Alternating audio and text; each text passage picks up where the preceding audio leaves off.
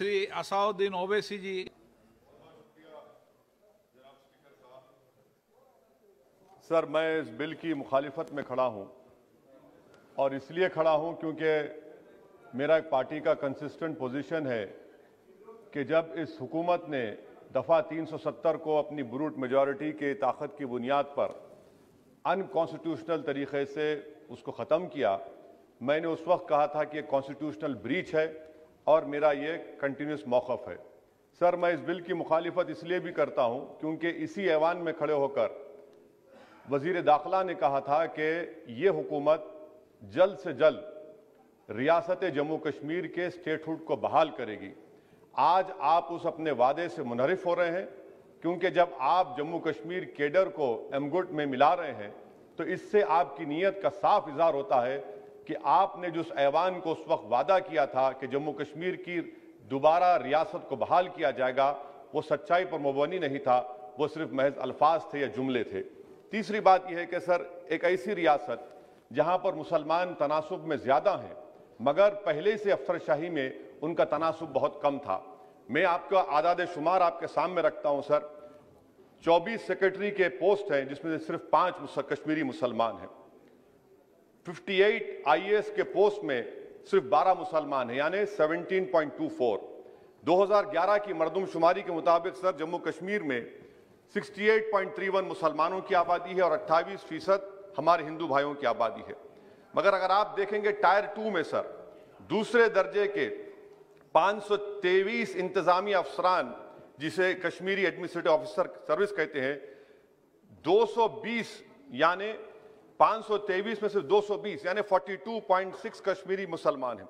IPS में आ जाइए sir, 66 post हैं जिसमें से सिर्फ 7 मुसलमान हैं।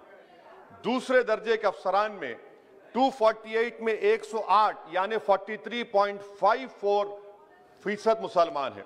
अब आप मुझे बताइए कि आप क्या करने जा रहे हैं। अच्छा सर, यहां पर यह कहा गया कि कश्मीर बड़ा बैकवर्ड है। कश्मीर का खित्ता बैकवर्ड नहीं है, ये आपकी गलतफहमी है और आपके जो दिमाग में जो फीड किया गया है वो नफरत की बुनियाद पर। सच्चाई यह है कि इस खित्ते में गुर्बत की सतह से नीचे का तनासुब 10.31 है और पूरे भारत में 21.92 है। मैं सरकार से जानना चाहता हूं कि आखिर आप कश्मीर की रियासत के स्टेटहुड को बहाल करेंगे, नहीं करेंगे। चौथा बात यह कि आपकी गलत फैसले की बुनियाद पर दूसरे ऐवान में एक भी कश्मीरी रुकने पार्लियामान नहीं है। यह हमारे मुल्क की, भारत की तारीख में तीसरी मरतबा ऐसा हुआ है। मेरा चौथा सवाल हुकूमत से यह है कि हम ये कहते हैं, ये आपका मानना सही है कि हमारे मुल्क में बाहर के दीगर ममालिक को मदाखलत करने की कोई जरूरत नहीं है, मगर आप उनको लेकर गए ना। आप तो यूरोपियन पार्लियामेंट के लोगों को लेकर गए। अब तीसरी मरतबा आप यूरोप के सफीरों को 16 फरवरी को खबर है कि आप लेकर जा रहे हैं। आखिर ये FDI नहीं है, क्यों यूरोप के लोग कश्मीर जाएंगे? आप एक ऑल पार्टी मीटिंग लेकर जाइए ना डेलीगेशन को। आप यूरोप के डेलीगेशन को कश्मीर लेकर जा रहे हैं, क्या आप चाह रहे हैं मदाखलत करना? इसको इंटरनेशनलाइज आप कर रहे हैं। मैं वजीर दाखिला से पूछना चाहता हूं सर कि आखिर कितने बच्चे कश्मीर के आगरा की जेल में, बरेली की जेल में, अंबेडकर नगर की जेल में हैं? मैं आपको एग्जाम्पल दे रहा हूं, खत्म कर रहा हूं स्पीकर साहब, कि बिलाल अहमद एक कुपवारा का बच्चा है, अमर सिंह कॉलेज श्रीनगर का है, 1600 किलोमीटर दूर श्रीनगर से जेल में है। उसके वालिद ने 25,000 रुपये की अपनी गाय को बेचकर गया, हाईकोर्ट में गया, हाईकोर्ट ने फैसला दिया कि उस बच्चे को श्रीनगर ट्रांसफर करो, एग्जाम लिखाओ। आप उसको नहीं मानते। एक और फैयाज है बरेली के जेल में, इसको आपने बरेली के जेल में डाल दिया। उसके वालिद ने 35,000 रुपया का कर्जा लेकर गया। अब बताइए आप, नवीद है बारामुल्ले का, कहां से ये अपनी जमीन बेचकर उसके वालिद गए।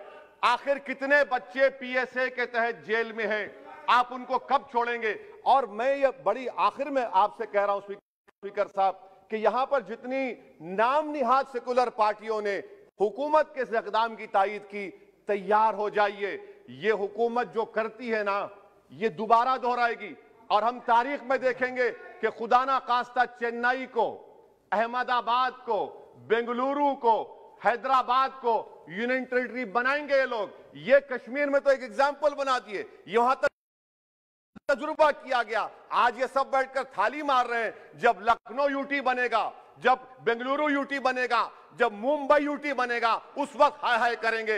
ये कंसिस्टेंट पॉलिसी आपकी है। इसीलिए सर मैं होम मिनिस्टर से जो सवालात किया हूं, मैं आपसे पूछना चाहता हूं, और ये 2G से 4G करके आपने एहसान नहीं किया, अमेरिका के दबाव में आपने किया। ब्रैड शर्मन से भारत के सफीर ने मिला, अमेरिका ने स्टेटमेंट दिया और आपने 2 दिन में 4G को बहाल कर दिया। आप इस मसले को इंटरनेशनलाइज कर रहे हैं, ये गलत है और इससे कश्मीरी अवाम का डिसएम्पावरमेंट होगा, एलिनेशन बढ़ेगा। शुक्रिया सर।